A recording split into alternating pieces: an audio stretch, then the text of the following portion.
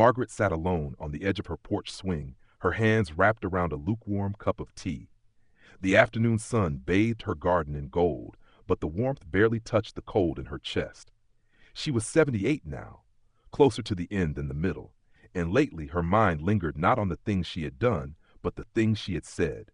Words she thought were harmless, words she believed came from love or logic or tiredness. But now they sat in her memory like stones in her gut. She once believed that age gave her the right to speak freely, to pass along truth wrapped in opinion. I've earned it, she told herself. But what she hadn't counted on was how deeply her words would echo in her family's lives. There were 5 things she had said, offhanded in passing, sometimes with a sigh or a shrug, that she would give anything to take back. Told one, "You'll understand when you're older." Margaret had said it dozens of times over the years, mostly to her daughter Claire.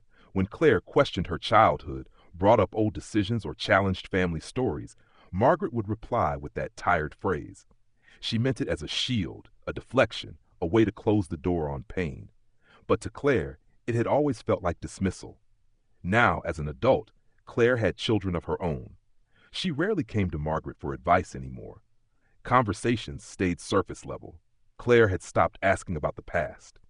It was only recently, during a quiet visit, that Margaret realized what she'd done. Claire had said softly, "I think I stopped trusting my own memory because of how often you told me I didn't understand it." Margaret's tea had gone cold in her hands that day, too. She wished she'd listened instead of dismissing. Wished she'd said, "Tell me how you saw it. I'm here to understand." 2. Don't tell your father. This one haunted her the most. It was meant to protect, usually something small, a mistake with the bills, a forgotten birthday, a broken dish.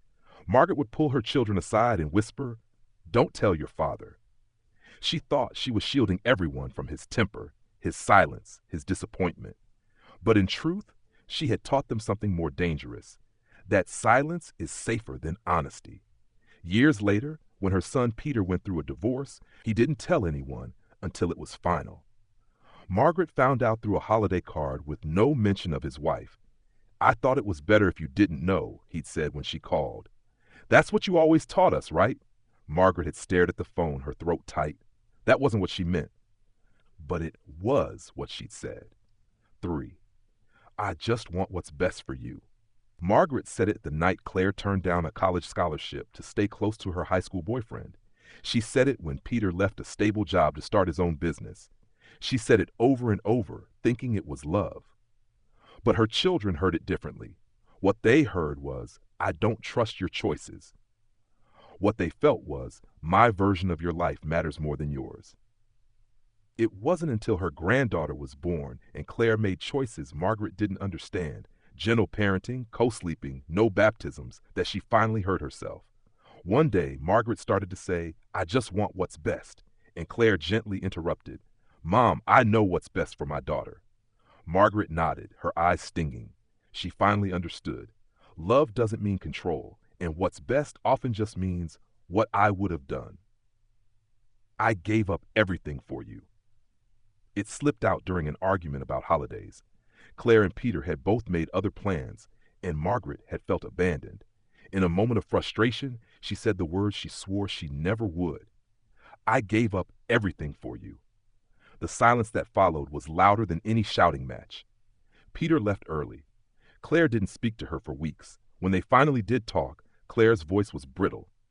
"We didn't ask for your sacrifices," she said, "and now it feels like we're a debt you're trying to collect." Margaret had always believed in selflessness. She cooked, cleaned, supported their dreams. But in that one sentence, she had turned love into leverage. She realized then, children shouldn't be made to feel like they owe their parents a life of gratitude. Love offered freely must never become a burden. 5. I'm fine. The lie she told the most. Every time they asked how she was doing, after her husband passed, after her fall in the garden, after her health scares, she smiled and said, "I'm fine." She thought it was strong, noble, not wanting to be a bother, not wanting to make a fuss, but her children felt shut out. They stopped asking. They stopped offering help. They believed the wall she'd built was unshakable. Then came the winter when she didn't tell anyone she had the flu. Too weak to cook, Too dizzy to stand, she lived off toast and aspirin. When Claire found out, she was furious, not because of the illness, but because of the silence. "You're not alone, Mom," Claire said, weeping. "Why won't you let us show up for you?" Because Margaret had taught them not to, because she'd confused independence with invisibility. That spring she wrote a letter, not an apology, something deeper, a confession. She wrote each of those 5 things out and told her children why she regretted them. She promised to do better, to speak differently, to listen more than she explained. She didn't expect a miracle, but Claire called her that night. "Thank you," she said softly. "That means more than you know."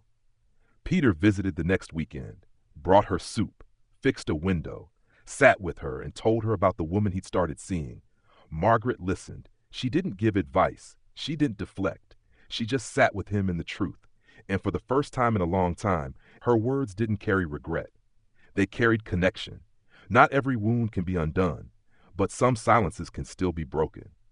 And even at 78, Margaret was learning that it's never too late to speak with care.